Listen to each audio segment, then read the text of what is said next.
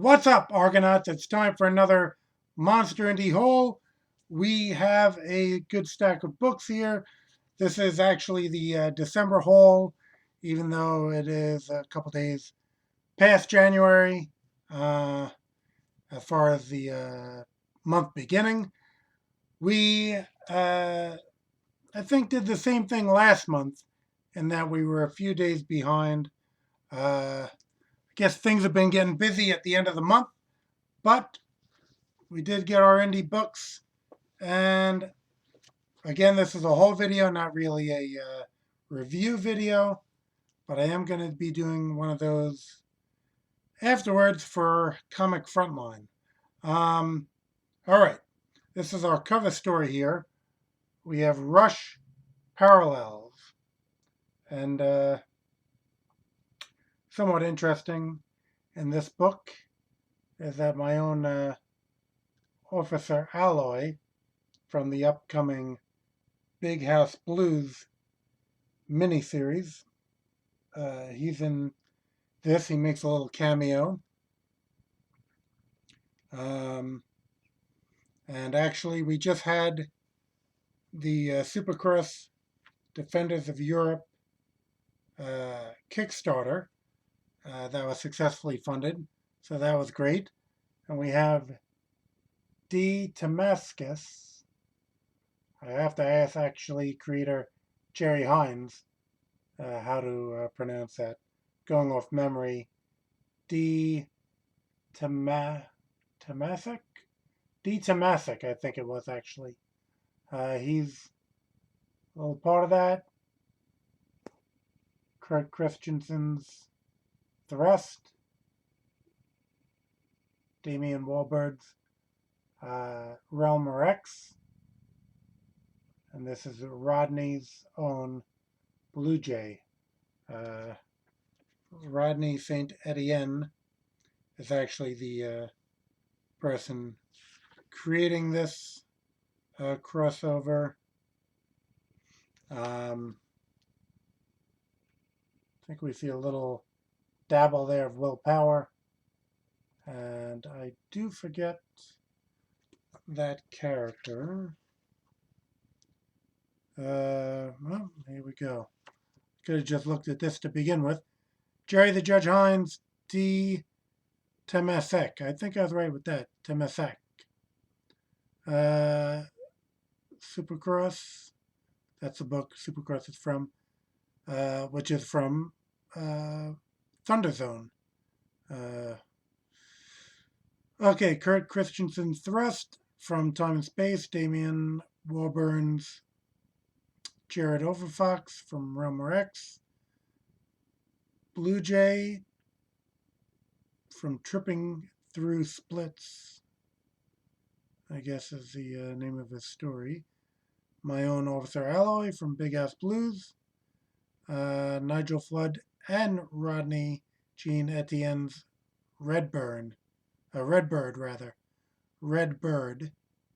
from People That Matter. Okay, and Vince White's Willpower, Legend of Willpower.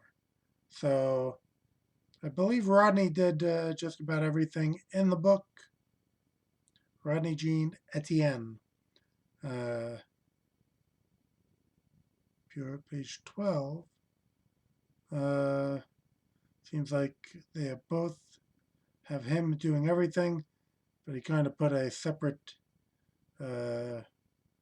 credit for page 12 for some reason. I'll have to look closer into that. But again, Rodney did everything in the book. He does comics, he does animation, multi-talented guy. There's a little look at the art style. There's a little look at Officer Alloy, his little cameo in the book. So the book looks very good. I will definitely be putting this at the top of my reading stack. Just came in. I'll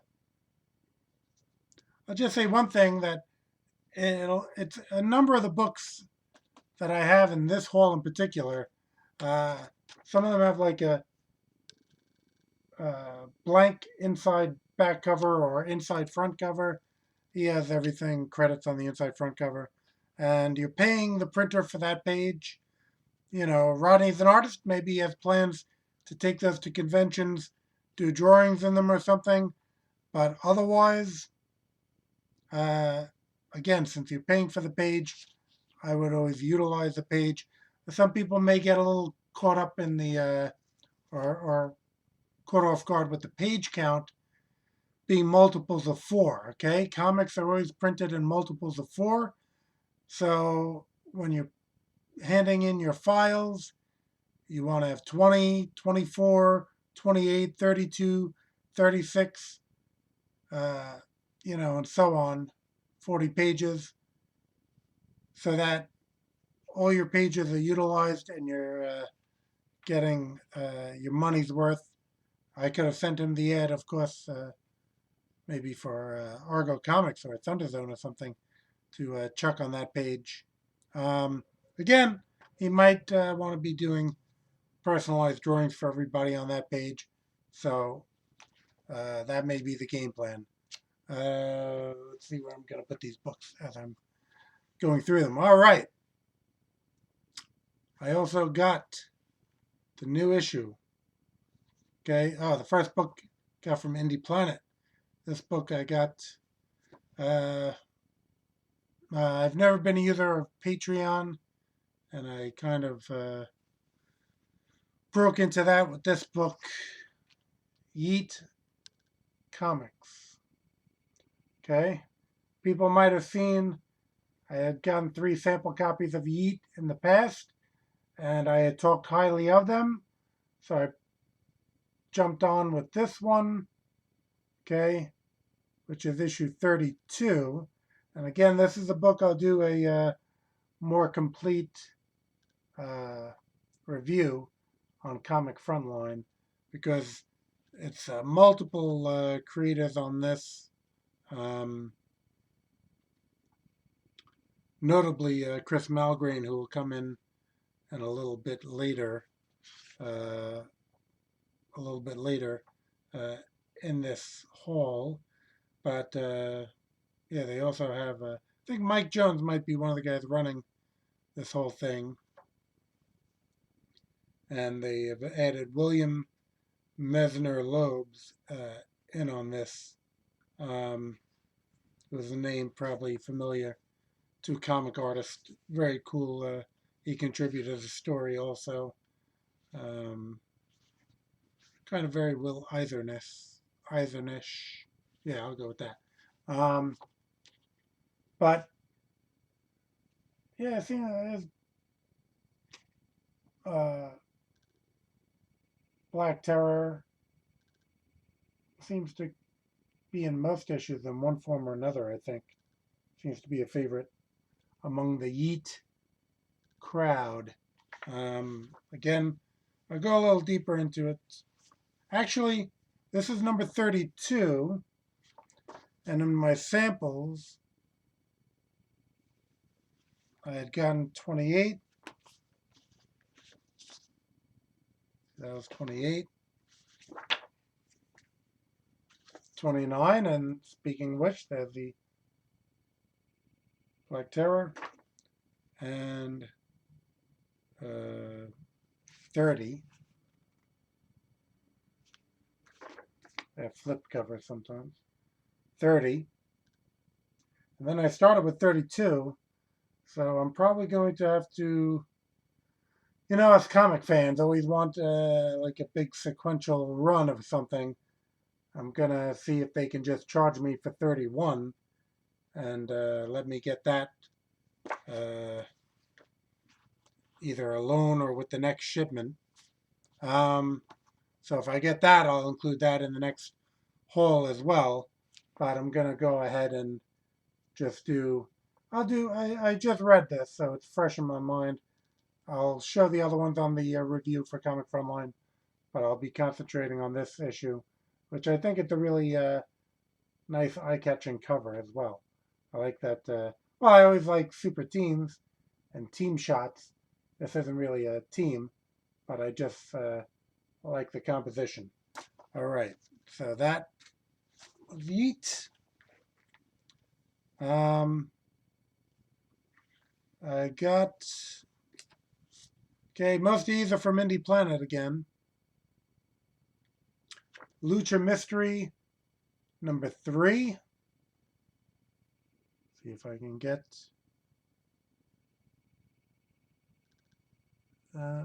Scattered Comics. Okay, that's the company. Lucha Mystery, I have 1 and 2. I came back to buy 3, so again, you can infer that I am enjoying the book. Art and colors and lettering, the whole bit. Very well done. Another book that'll go towards the top of my reading pile. Always like to give you a little look at the art.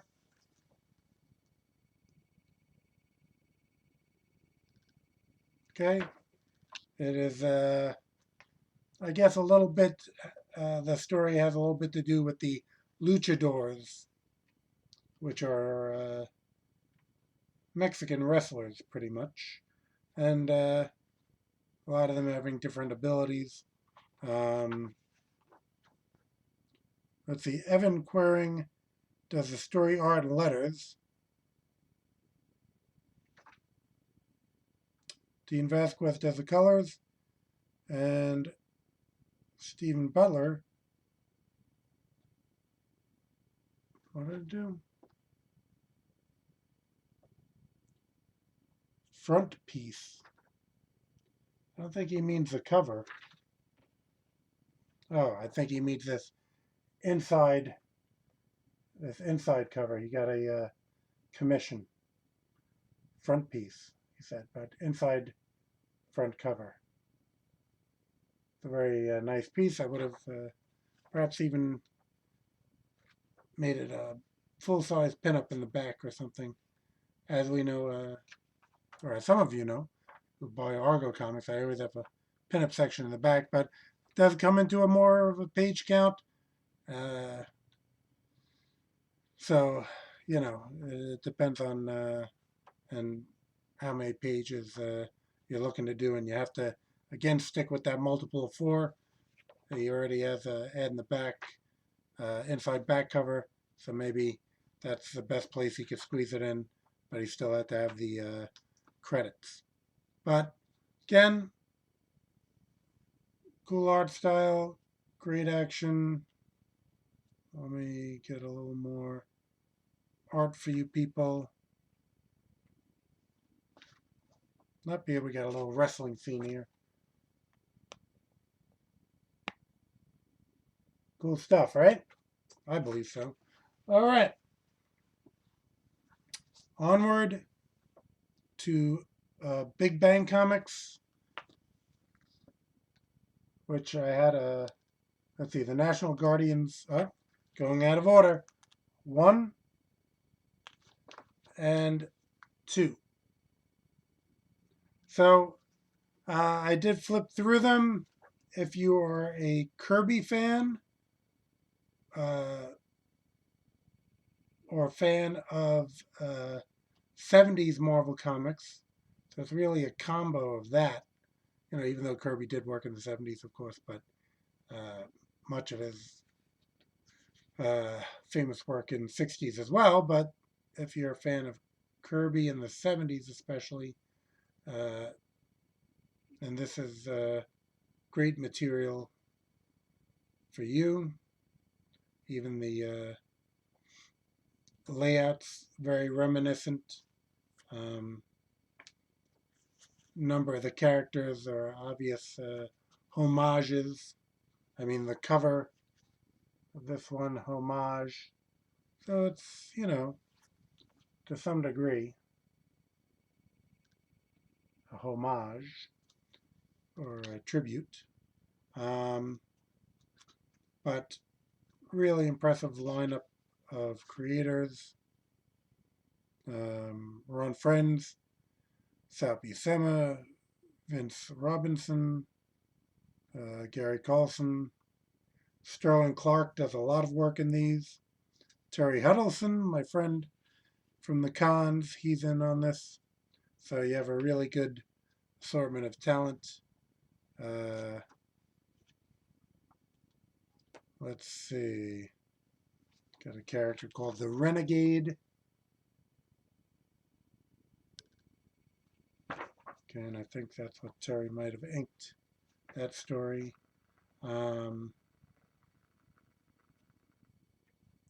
Let's see.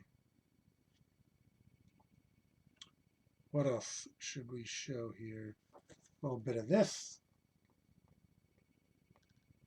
The badge. So he's a guy with a shield. You know, and I usually don't draw parallels between indie characters and corporate characters, but you know, they're obviously, you know, going like over here for a Namor type character. That's what they're going for. So if they're going for that, then fine. Uh, Sometimes it seems like the fans who are so in love with their big two characters that any indie character, they're going to try to build some reference like, oh, that guy has a cape. So if he flies, he must be your Superman. If he doesn't fly, he must be your Batman. Uh, Actually, I have an Argo Comics cover. I'll get back on that subject a little later. But again, looks like good stuff. And as I said, I do like a good team book. So National Guardians looks pretty good. And here's like a little ad for Big Bang Comics, which has been around quite a while. They had a run at Image even, I believe. I have a number of their books. And again, that was something from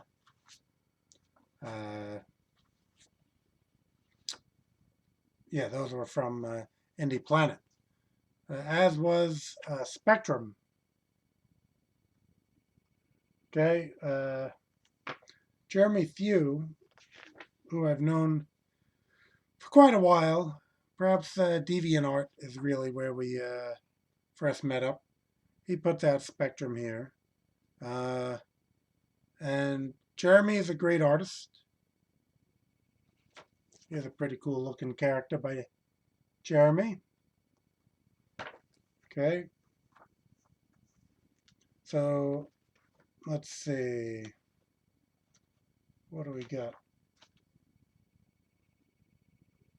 I believe, I don't know if the character's name is Spectrum, but I believe it centers on this guy in the yellow. I believe he's the main character. Again, I love super teams. I think this might run into teams. Well, initially there's this team, the White Knights. But the art colors, lettering, I mean, they do have a whole two Gargoyles comics is the name.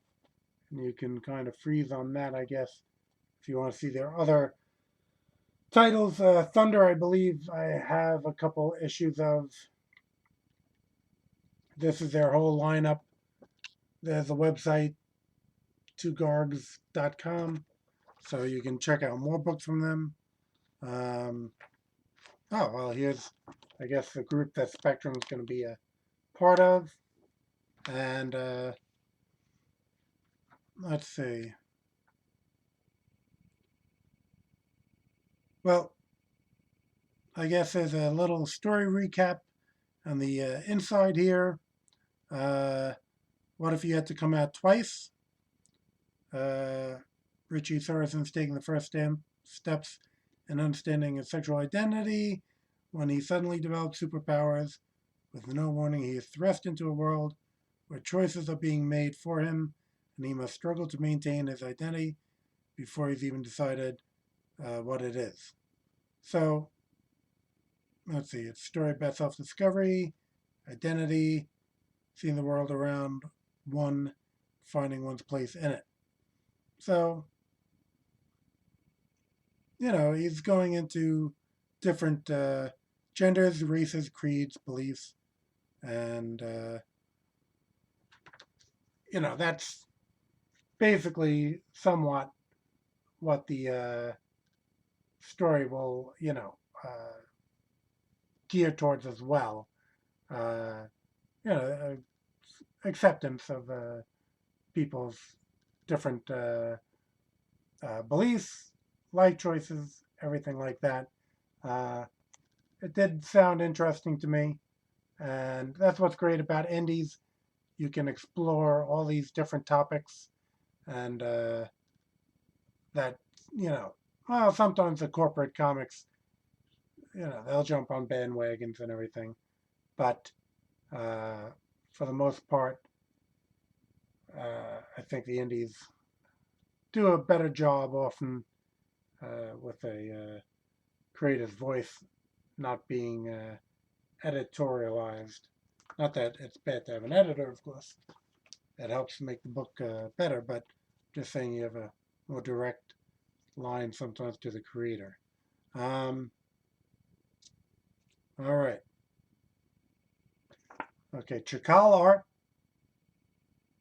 puts out Dead End Club. Okay, and again, this is a book that's up to number 4. Oh, TV pause almost ran out. All right, number 4, and I've gotten 1 through 3. So this is number 4. Pretty cool cover there. Chakal does most of the book himself, I believe. Let's see, story art, David Chakal St. Martin.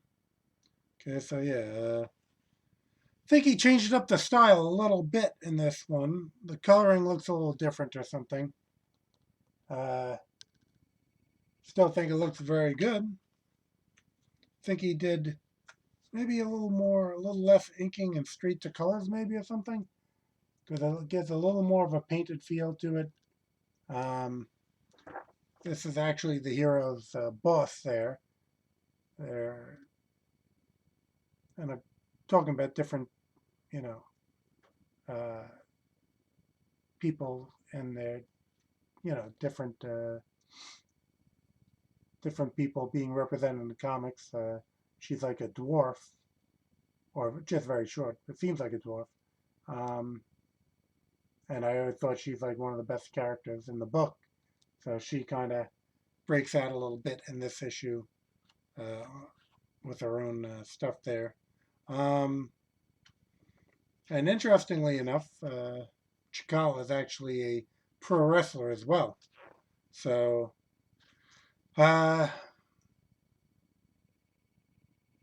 there's probably like an authenticity to some of the fighting in the book.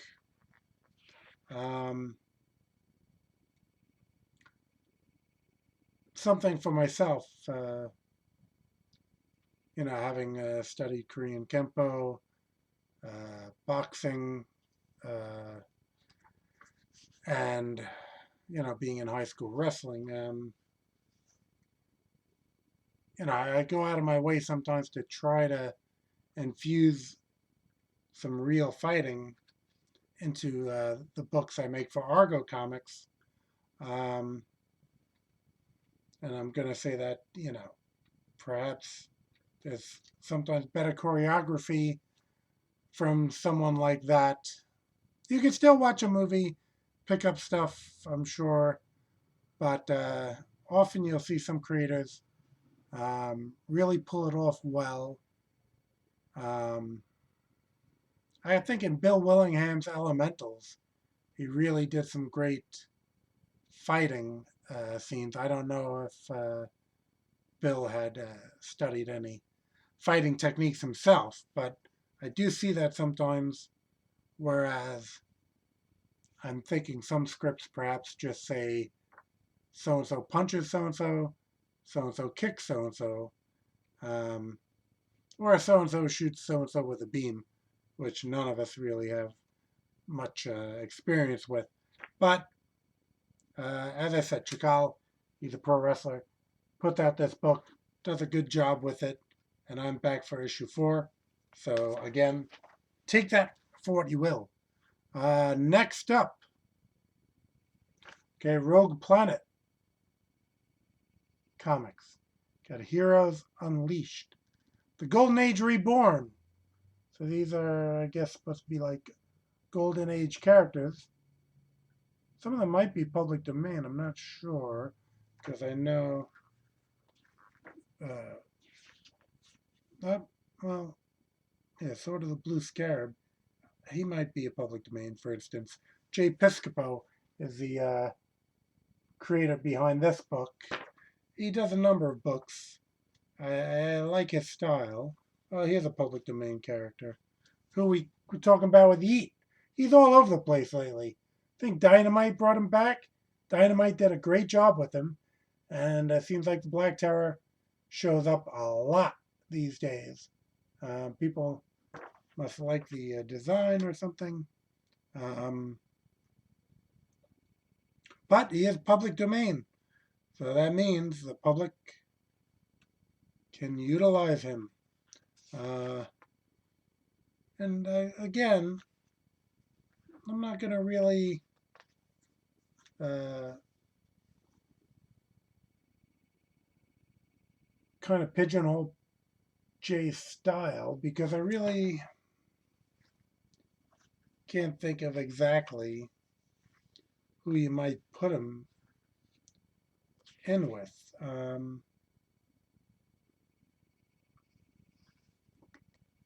But I showed that already. Let's see.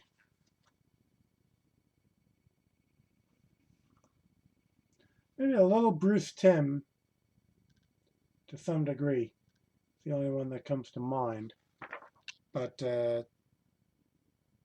definitely some great work. Looks like an enjoyable read. We said how much I love the team shots. There's a nice team shot cover. So that's Heroes Unleashed. And that was the first issue. All right. Okay. Let's go into... Okay, I mentioned Chris Malgrain before. Got these 2 books here.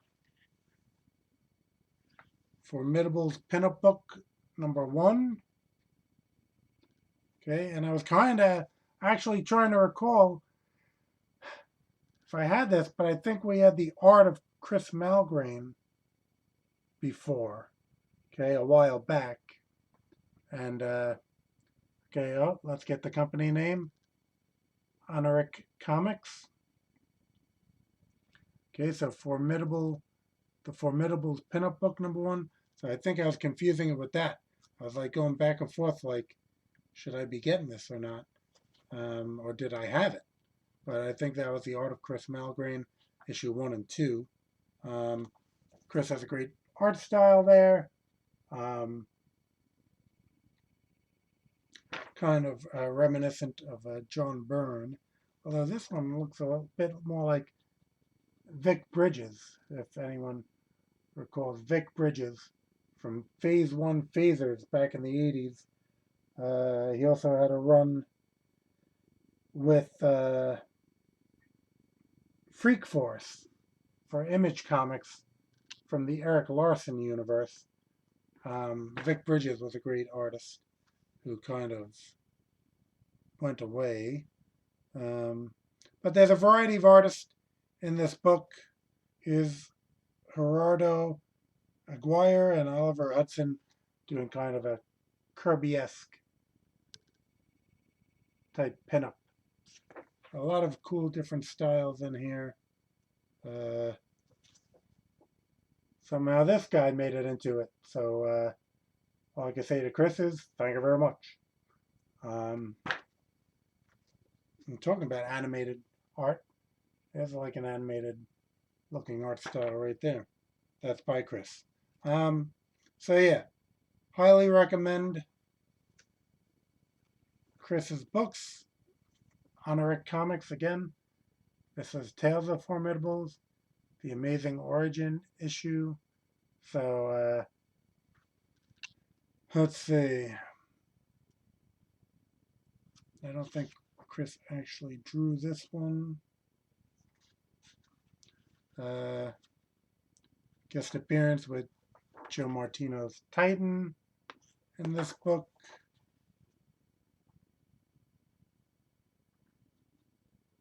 Chris LaCroix and Dash Martin did the colors. So number of artists: Chris Malgrain, Luca Cicchetti, Jim Arden, Pat Martinez, and Oliver Hudson did the art. So you had a number of artists working on this. All throughout, though, it's good stuff. Show a little bit of the art here. Again, here's Chris's art, looking quite burnished, but that is one heck of a guy to take after. I'm not sure which of the artists this is on this page, but again, it's good work all throughout. Okay, so there's a whole series of formidables. Again, got them from Indie Planet, so you can pop over to Indie Planet, do a search for formidables, which is going to be, and usually when you go to a book on Indie Planet, you can click on the tab of the publisher's name, and that'll take you to all the publisher's title. Not every title has that if they don't have a good number of books out, but lower right-hand corner, click on the publisher's name. You'll see all the books they put out. And that will include Groit Entertainment, which I believe has a few different company names here on this book, but I think it's overall from Groit. It says Blaxis, actually. Oops, let me try to take that from the cover here.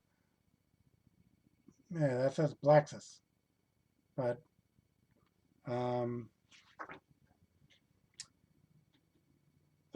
story by Tyrell White and Jiba Malay Anderson, who again he works with Groit or runs Groit, I believe, and I have a good number of books from Groit that I really enjoy. And Jiba's a fantastic artist.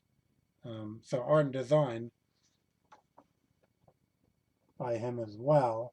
Tyrell White, again, is doing the story. Could be Jiba, but I think it's Jiba Malay Anderson doing the art. And I actually was communication with him because there was one illustration I had that I was trying to get this type of background effect that he had going. So I talked to him a little bit about that. But as you can see here, the art is really fantastic. I really like the look of this character there. And again, what he does with those buildings, utilizing the reference. Let's see, there's Icon from DC's Milestone line.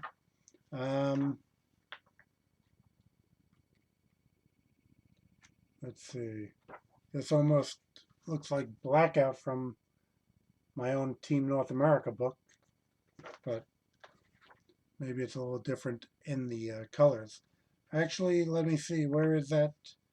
I know character I like is in here. Where is she?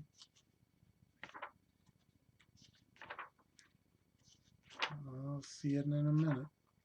There we go. Terrence Baker's Pink Hammer is in this. So that's a cool illustration right there. I think there's more issues of this because I see here, this is, well, the subtitle is 4 pages, 16 bars.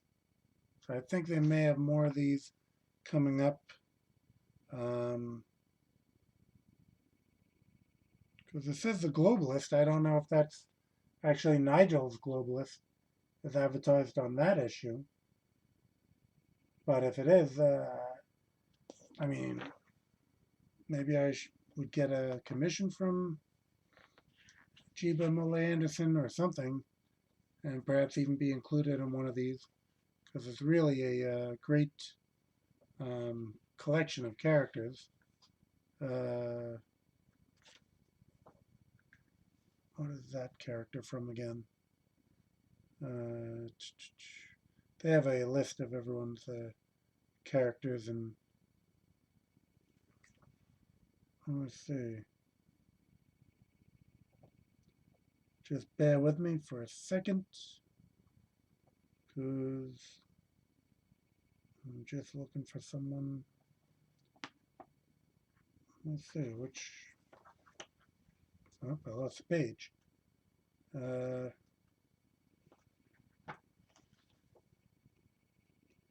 me see. Okay, here we go. So, how many pages in?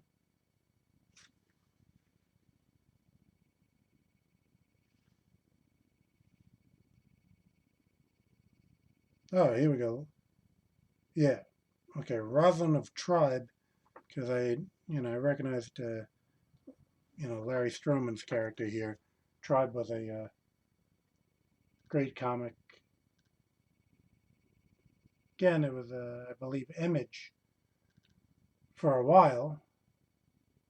I was trying to follow it to other companies, but I think it kind of fizzled out. But it was a great property.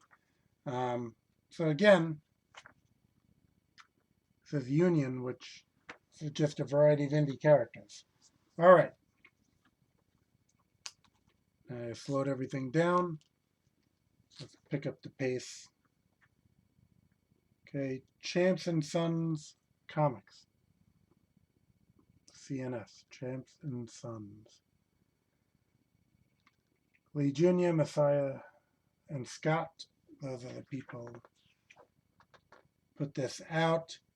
It was at Indie Planet.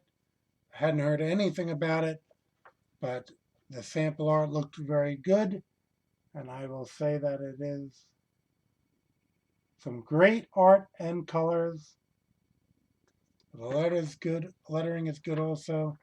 So I thought, sometimes if you see an indie book that really catches your eye, you gotta go for it. So thought it was a great looking character. So I jumped in.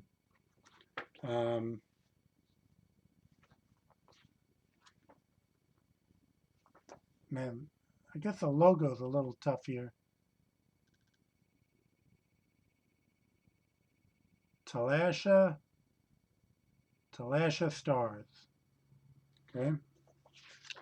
And as I was mentioning before, okay, you paid for that inside front cover.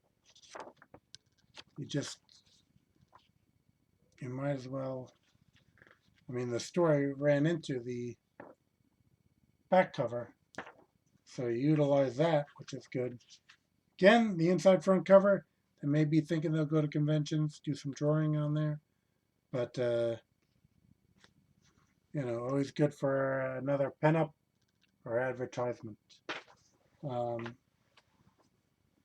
Gunmetal Black Ops. This was one that, again, was at Indie Planet. Covers pretty strong art. I don't think it had interior pages posted, and the interior pages by a different artist. I'm trying to show you the style there. Not bad stuff. Perhaps just not what was expected from the cover. But here's some cool art back here. Black and white pages. So overall, I'm not disappointed with the purchase. But, I'll have to take a read and see what it's all about. There's a little bit of, just like my old pal Tim Tyler, did way back in Blood Rain, black and white art with red. Okay, still a good device. Kickstarter book came in. Flying Sparks. Okay, this is volume 1. I mean, the Kickstarter might have been for volume 2, and I said, let me just check out volume 1. Because sometimes you just want to see what the whole deal is all about. I do recall that it looked good. Okay, there's the company, Dark Legion Comics. And story, John Della Rose, who I had seen around, I think Facebook. Art, Jethro Morales, again, another one who I'd seen around. Colors, Shannon Ho. Letters, James Reed. So, Flying Sparks graphic novel cover, John Mallon, who was part of the Extreme Studios back in the day. Very cool artist. And Brett R. Smith, perhaps did the coloring. So you got a great cover there. And the interior art is very good as well. Nothing to be disappointed with over here. I will say probably reminded me a little bit of Barry Kitson. Barry Kitson,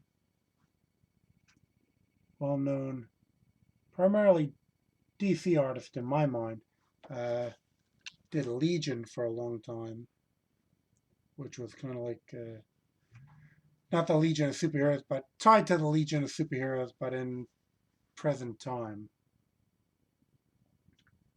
So I'll say that the art looks very good. It's a non-glossy paper. It's a different kind of style there.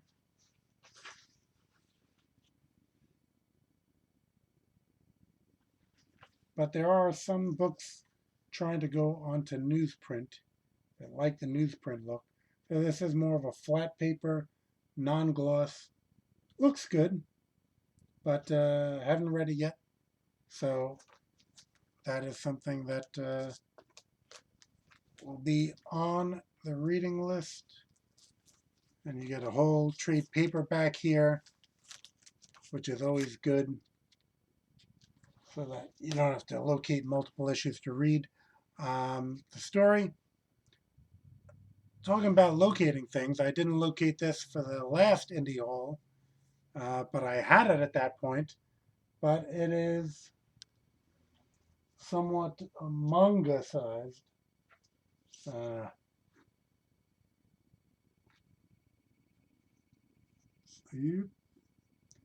Not a fan of manga sized. Again, I think this is second volume, so I had volume 1 from Dark Horse, big enough company. I hate to see artwork just shrunk to this degree, especially good artwork, which usually are books I'm buying. I'm a fan of the art, the artist. Just not a fan of manga-sized books, but I will say that the story synopsis and the art both look great. So I guess you can take it as a compliment that I'm buying it at manga size, because normally I'd want nothing to do with it. And this is volume 2, so I believe I knew what I was in for.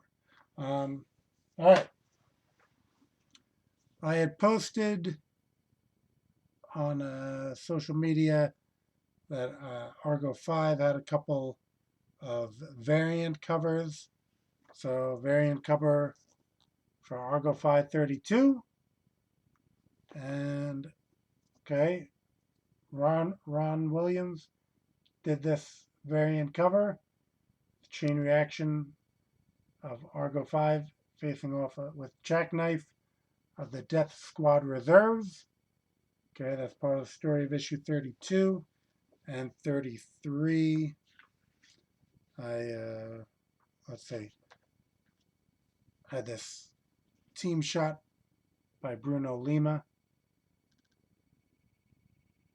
Okay, which I actually posted the pencils, and a lot of people reacted positively to those pencils. So I got it right out as a cover.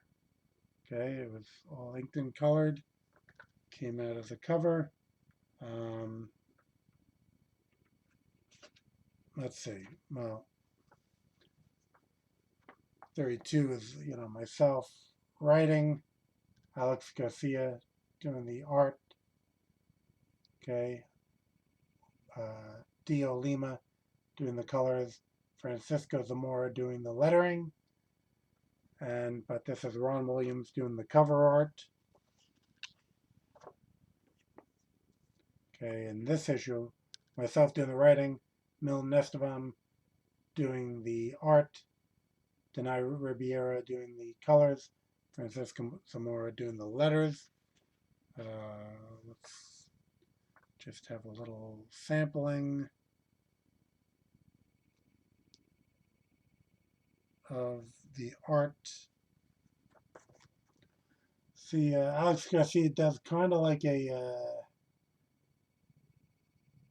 I met him through a George Perez fan group. So he's very reminiscent of Perez.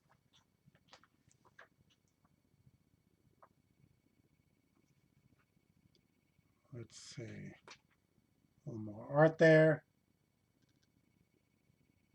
Gladiatra facing off with Bloodfuse, who is part of the Death Squad. And I mean, the whole crew here just did a fantastic job. Milton, let's see, show some of his art as well.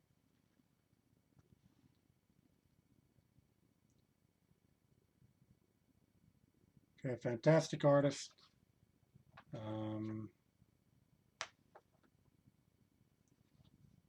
Then I did a great job on the colors. Francisco always does a great job on the lettering. So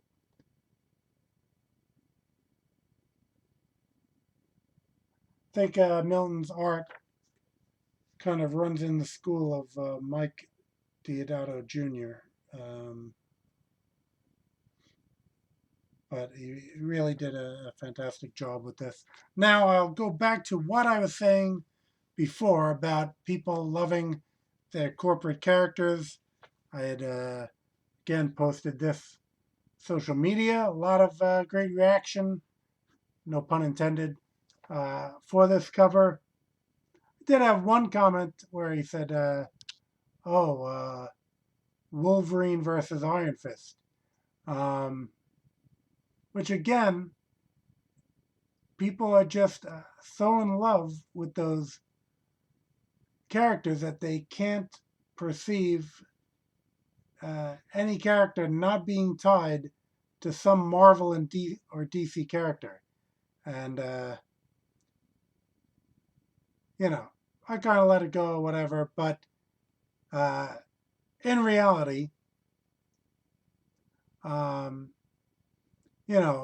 my response should be, Wolverine versus Iron Fist. Are you talking about those two characters that copied Timberwolf and Karate Kid from the Legion? So, you could always play that game, even with everyone saying Batman ripoffs about any character with no powers and a cape. You got, like I said, Zorro, and the Bat maybe was before him. There are a number of characters. There's always, again, I guess tracing back to Beowulf, right?